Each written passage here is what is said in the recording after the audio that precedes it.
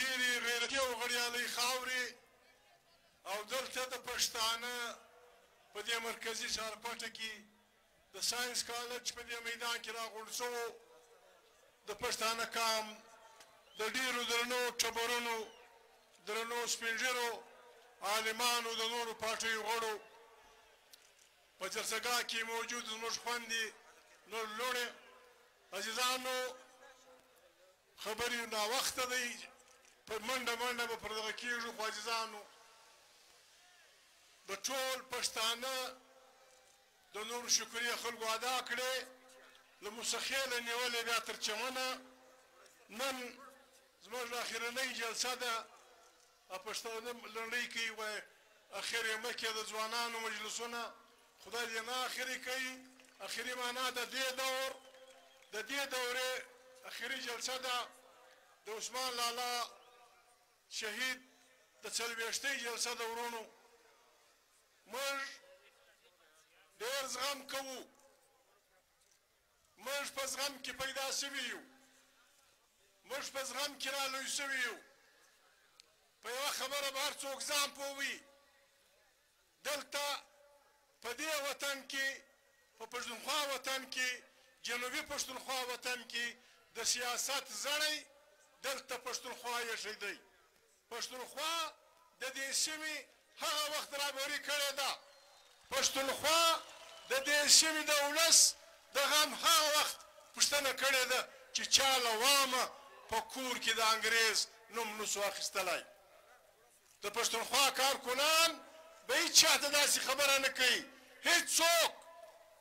د هېڅوک زما مراد ګډ پکښې هېڅ چا موږ ته د سیاست لار نه ده ښوولې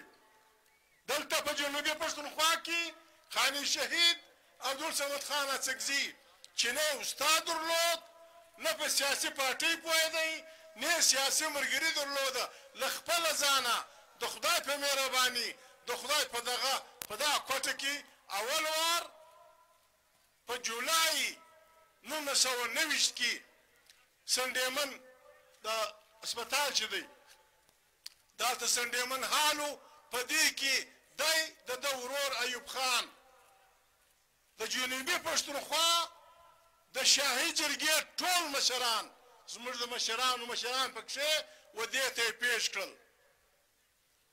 الزام دا و ځوانان هلکان دوی چې ورغلل د جرګې مشري خدای دې وبخښي ارباب خدایداد خان کاسي کوله دوی چې ورغلو و جرګه ته یې وویل چې موږ کړي څه دي موږ کړي څه دي پر موږ الزام څه شي دی پر موږ تور څه شي دی هغو ورته ویل چې ته ګاندیجي سره شناخت لرئ ته هغه ته خطونه کاږئ ته دلته لګیاست یو شی جوړوئ بیا دې مشرانو په ډېر خواست دې ځوانانو ته وویل چې وسوړئ او خدای ته وګورئ خدای ته وګورئ ځوانان خلک یاست ته ګاندي څه کوئ ته دا خبرې څه کوئ بس د موږ سره کول وکئ بیا به ګاندیجي سره کار نه لرئ خاني شهید لیکي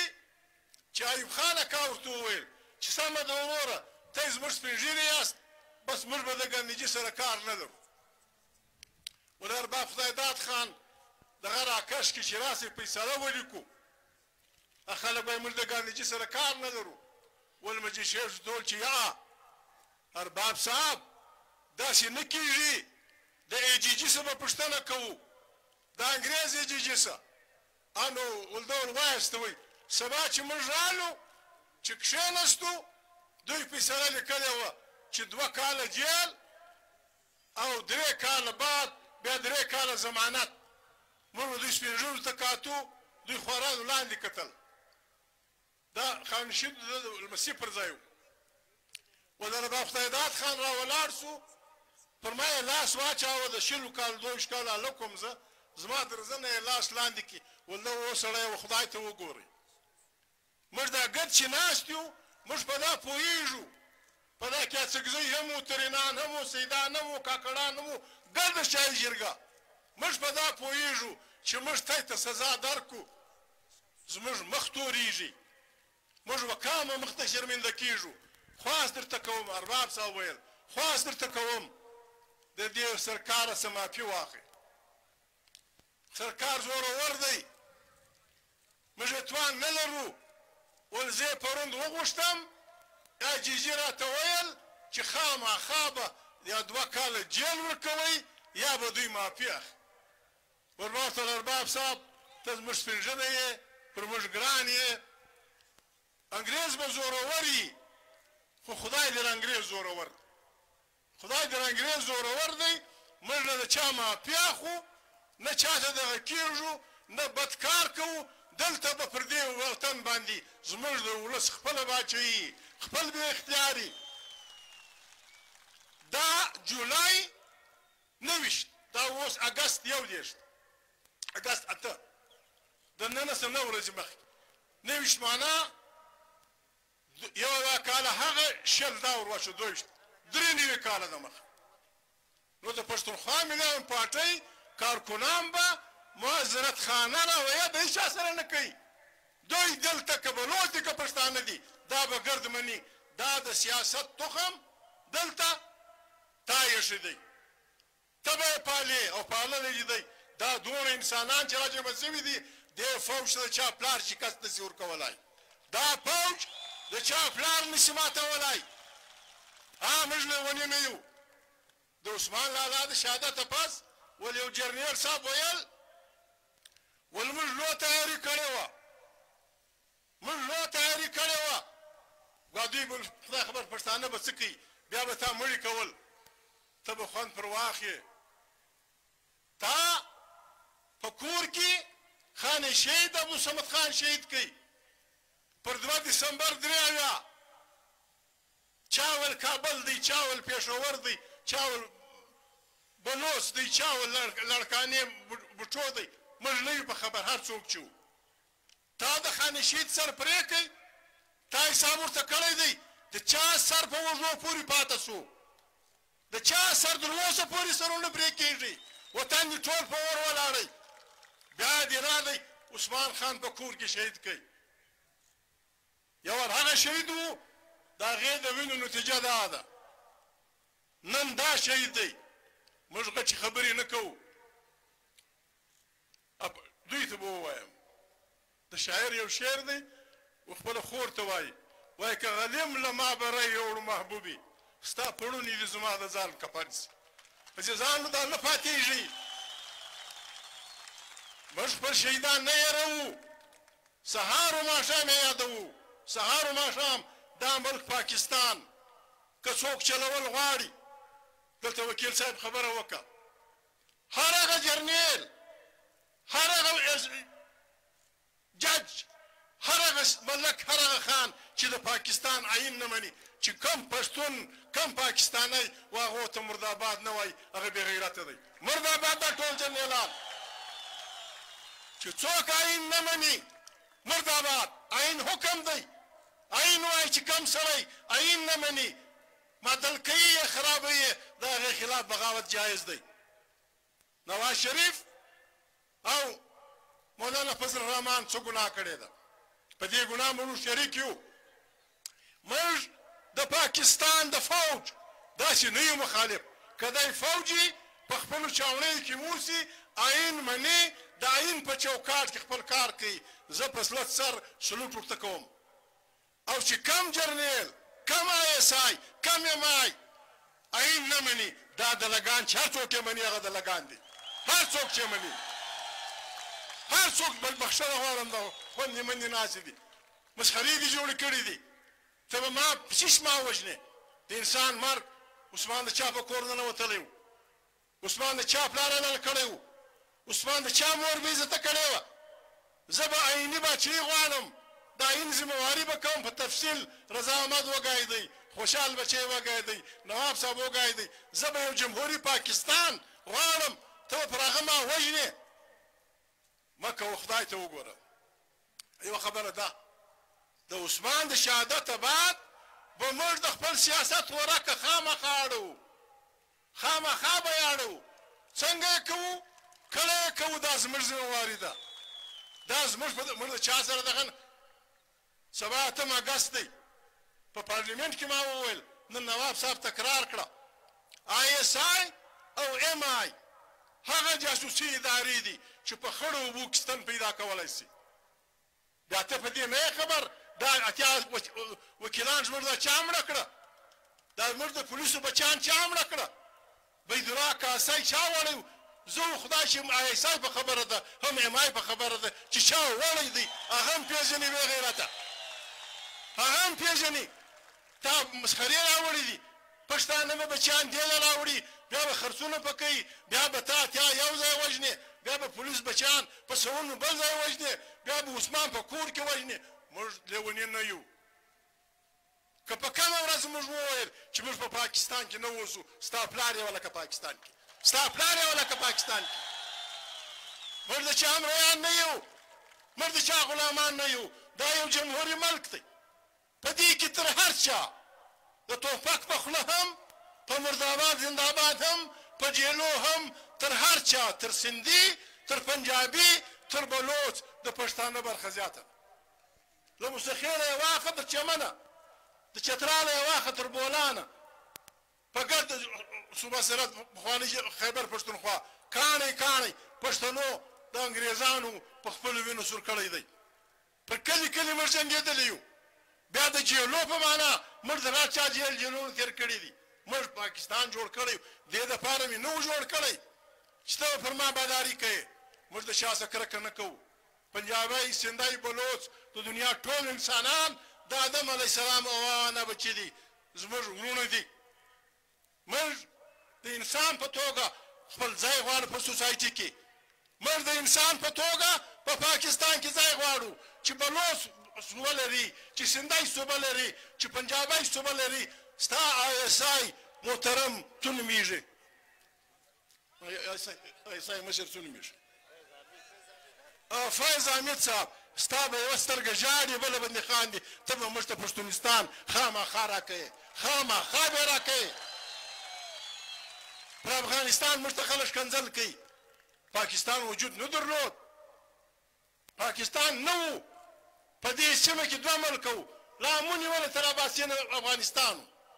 در اباسین لاندې بیا هندوستان و هغه وخت هم شنه افغانستان د مسلمانانو دپاره د هندوانو دپاره د سیکانو دپاره د امن ځای و د ازادۍ ټول مجاهدین به په کابل کې ناست وو د افغانستان پاکستان ونه د افغانستان په جوړونه کې زموږ د پلارو د نیکه هډونه ښخ دي د افغانستان په رغونه کې افغانستان په رغونه کې پښتون افغان د افغانستان نیوکلس دی اټم کې چې وایي نیوکلس مرکزه د افغانستان جوړونه پښتون کړې ده دا نور یې ملګري دي د افغانستان ساتنه د افغانستان ژغورنه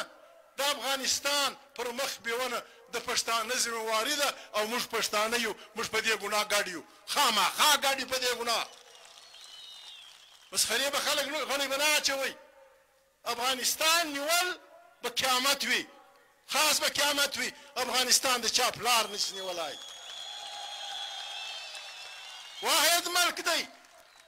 واحد ملک دی ګرد جهان پر دې ګواهي کوي ګرد جهان په دې لویه امریکا د انګریزانو کالوني وه استرالیا د انګریزانو کالوني وه لوی چین د جاپان کالوني وه پلانی ملک کینیډا روس ټوکر و جرمن نه و متفق دغه افغان ګرد جهان په دې متفق دی خپله جنډه یې بیرغ یې جګ ساتلی و چې د افغانستان بیرغ په دې سیمه کې جګ نیسي مستقل بیرغ آزاد افغانستان مستقل نسی ولکه د پاکستان د بیا ودرېږي ولکه د ایران د ودرېږي دا ټول وطن به اور اخلي دا ټول وطن به لمبیا اخلي موږ لیوني نه یو موږ پاکستان ماتول نه غواړو پاکستان زموږ ملک دی پاکستان په افغانستان کې مداخلت نه کوي دلته به پښتون بلوچ سندی ما ته یې بلوچ پېژني وویل نوم یې نه اخلم ناجوړ و موږ پښتین له ورغلو د ده زوی ولاړو یو یې ملګری دی اوس پارټۍ مشر سړی دی هغه هم نه ولاړو ما ته یې ویل رانږدې شه پر بستره پروت و بده ناجوړي و د عینکې پورته کړلې و ما ته یې ویل ول ما چې څه زده کړي دي زما استاد عبدالصمد خان دا ماته دا بلوچ رهنما زوی یې ولاړ دی هغه ملګری نوم یې بیا نه اخلم بیا دی خپله واخلي زه تا ته یو خواست کوم ما ته وویل خو ما ته وویل زه تا ته یو خواست کوم ما څه خواست پارټۍ ته تا ته یو خواست کوم پښتونخوا ته یو خواست کوم چې پر بلوچستان به سوکه لاس دی بلوچان ناپوه خلک دي موږ نن په خاص حالت کې یو موږ دې بلوچ عزیزانو ته وایو لکه څنګه چې ستا مشر وویل پر بلوچ باندې یا پر بلوچستان باندې سوکه لاس ږدو ستا بلوچستان دې زنده بادي زه دې ملګری یم زه دې کومکي یم زما نه پښتونخوا ملي یم پارټۍ موږ هم دا حق لرو پښتنو عزیزانو نوخت ناوخته دی پر دې به بیا غږیږو په یوه خبره به ځان پوهوئ دغه ستا صوبه د هندوستان تر ټولو لومړی د مسلمانانو چیف کمیشنر صوبه وه صوبه سرحد د پنجاب برخه وه سند نه وه صوبه دا صوبه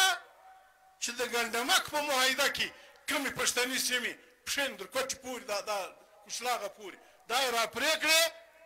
تل چوټیالي بارکان ژوب بوری ورسره ګډ کړئ و دې ته د برټیش افغان پر ځای برټیش بلوچستان نوم ورکړئ په 1880 کې د خان شهید ګډ سیاست پر دې خبره و چې دا صوبه دې هم د ګورنر صوبه کې په دا کې د خان شهید ته د محمد علي جناح حمایت حاصل و هغه ویل دا ټیک ده دا چیف کمیشنر صوبه په موږ بلوچستان کلات ملات دا نه و ګډ دا جلا و چې دا دې د ګورنر صوبه سي موږ هر وخت آئیني جنګ کړی دی موږ هر وخت د آئین بالادستي خوښې ده نن زموږ ضرورت دی د پښتونخوا وطن سیاسي پارټیانو ته م وایو بلوچ پارټیانو ته م وایو زموږ نوې مرحله د تحریک به فیصله نه ده سوې به دا وي چې موږ به د ولس په زور د ولس د تنظیم په زور ځان له د ټول پښتانه منځنۍ پښتونخوا پکښې صوبه خیبر پښتونخوا پکښې جنوبي پښتونخوا پکښې پښتونستان خامخا جوړوو د ولس په زور په زنده‌باد په مرده‌باد دې دپاره په تیاري کوئ ټول پښتانه د موږ سره کاور کړی دی چې پر کور یو سړی راکوي دا د لکونو انسانانو طاقت دی عزیزانو د جرګې خبره کوي خلک د پښتونخوا ملي عوام پارټۍ د لیزمۍ څه فایده واخلي 2 کاله مخکې موږ پر کام غږ وکړي چې وکام افغانستان په خطره کې دی ما د کرزي صاحب سره خبره وکړه ما د حنیف اتمر سره خبره وکړه حنیف اتمر معنا د ډاکټر صاحب د پارټۍ ما ورته وویل چې پښتانه 3 جرګو ته ضرورت لري یوه جرګه د دې پښتانه پر دې باندې ما د منظور سره خبره کړې ده ما د علي سره کړې ده عثمان خان ناست و هغه نسته خدای دې وبخښي چې یوه جرګه دلته غواړي یوه جرګه به افغانستان راغواړي د لر او بر افغان او درېیمه جرګه ما کرزي صاحب ته وویل چې په یورپ کې د پښتانه غواړي چې موږ پر دنیا د غږ وکړو چې آخر زموږ مال و سر موږ ګناه څه کړې ده افغانستان دا ګناه کړې ده چې په خپل استقلال جنګېږي حق خدا دی حق دا دی چې ټوله دنیا و افغانستان ته کوم 40 کاله د جنګ کړی دی د خپلې ازادۍ دپاره پکار دا ده چې ګولډ میډل ورکړي پکار دا ده چې بهترینه ایوارډ ورکړي چې هلکه دونه کوچنی کام ګڼ جهان حمله او ستا جنګل ولاړه ده عزیزانو د علي خبره خلک کوي علي دپاره زما تجویز دی ملګري اوري پارټۍ ملګري دي د نورو پارټیانو سره حال وکړي د پی ټي ایم سره دې هم وکړي د نورو پارټیانو سره دې هم وکړي د علي د خلاصون دپاره یوه ورځ وټاکئ چې په ټول وطن کې جلوسونه وکړو جلسې وکړو او بیا سم تحریک وچلوو چې د علي سره نور بندیان چې هر څوک دي دا به خامخا خلاصېږي دا د پښتونخوا ملي عوام پارټۍ ذمهواري ده پښتونخوا ملي عوام پارټۍ به دا رهبري کوي علي موږ د کور سړی دی علي نه یې ګسې زموږ مخالف انسان حق لري چې خبره وکړي انسان حق لري چې پارټۍ جوړه کړي علي د علي کور 14 جنازې ټولې کړي دي پارون دی بخښنه غواړم پارون دی زه د سیاست سره غږېدلی د خور په رنګ یې ماته ویلي دي چې زموږ زیاته هیله په پښتونخوا ملي عوامي پارټۍ ته دا د علي ښځې ماته ویلي دي. عزیزانو موږ دا زموږ ملګري راغلي دي د منځنۍ پښتونخوا دوی ته ډاډ ورکوو پښتونخوا ملي عوامي پارټۍ د ګرد پښتانه چوکیداره پارټۍ ځان بولي او هر کارکوم به مهرباني کوي هېڅ بلا موږ نه خوري دا د مور پولیس دا د مور ملیشې دا درې ورځې مو لکه ټینګ سي هېڅ بلا موږ نه خوري خو عزیزانو هر ګام به تللی اخلو هر ګام به تللی اخلو د پښتانه د هرې خور د پښتانه د هر مسکین د پښتانه د هر غریب د پښتانه د هر ریړۍ والا که د خره ریړۍ والا که د بل ریړۍ والا دی د دې ساتنه د خدای بعد د پښتونخوا ملي عوامي پارټۍ ده. پښتونخوا ملي عوامي پارټۍ به مهرباني وکړئ دا ستاسو ښار دی قرار پکې ګرځئ دا د خرو غوږونه په ورځو ورسره کوي په نکرځو پښې یې ورسره کوي ښه یې ساتئ بې څه د کورونو د ساتي دا نور ریړۍ والا او که چا په عذابولاست بد مه کوئ. د پښتونخوا دفتر د کریم چې وویل د پښتونخوا دفتر به د ټول پښتانه د رنځونو د درمان دفتري. عزیزانو ناوخته دې خبرې به مې ډېرې کولې پاتې دي خو اکاونټ ته اشاره وکړه ګوره موږ پاکستان ماتول نه غواړو په ایمانداري په اخلاص لیکن دا شرط پکښې دی په افغانستان کې به څوک ګوتې نه وي. موږ مخکې هم غږ کړی دی نیشنل سیکیورټي کونسل ممبران 5 دي امریکا روس فرانس انګریز او چین د دې 15 سره بچیان په افغانستان کې د ورسره مړه دي. موږ وکړو څه اخر 45 کاله جنګ په چیچ باندې موږ څه ګناه کړې ده دا د دې 15 ذمهواري جوړېږي دوی ته خدای توان ورکړی دی دوی له اسمانه هم ورته ګوري له مځکې هم ورته ګوري 4 کاله دي د افغانستان امن وساتي موږ دې دونه پرېږدي چې موږ د افغانستان یو کوچنی فوج برابر کړو بیا چې د جهان ګډ لیونې راایله کړي خدای دې معلومه کړي بیا زموږ بیا به سر معلوم شي. عزیزانو وخت ناوخته دې خبرې به مې ډېرې کولې استی د الله اکبر ناره اوس هر ځای کېږي کابل ته رسېدلې ده ګرده په زور یې به کوئ چې اشرف غني په خوشحاله شي کرزی په خوشحاله شي. ها یوه خبره سیاف صاحب کړې ده تر خوله یې ګرځم سیاف صاحب په پښتانه کې تر ټولو لوی عالم دین دی د ازهر یونیورسټۍ پروفیسر دی هغه ورځ یې بیان کړی و چې زه د یو مفتي په حیثیت د یو عالم دین په حیثیت فتوا کوم کم ځوانان چې د وطن دفاع کوي هغه دغومې قدر لري لکه یو سړی چې 40 کاله لمنځونه وکړي دا د سیاف صاحب فتوا ده پر ټول افغان فوج یې غږ کړی و چې ستا دا ډیوټي چې ته کوې دا در 40 کاله مسلسل لمنځو زر ګډوډي ده چې ورور عزیزانو بسم الله الرحمن الرحیم نعره تکبیر نعره تکبیر پښتونستان آئین آزاد افغانستان عثمان لالا دې خدای وبخښي په مخ شه کور وده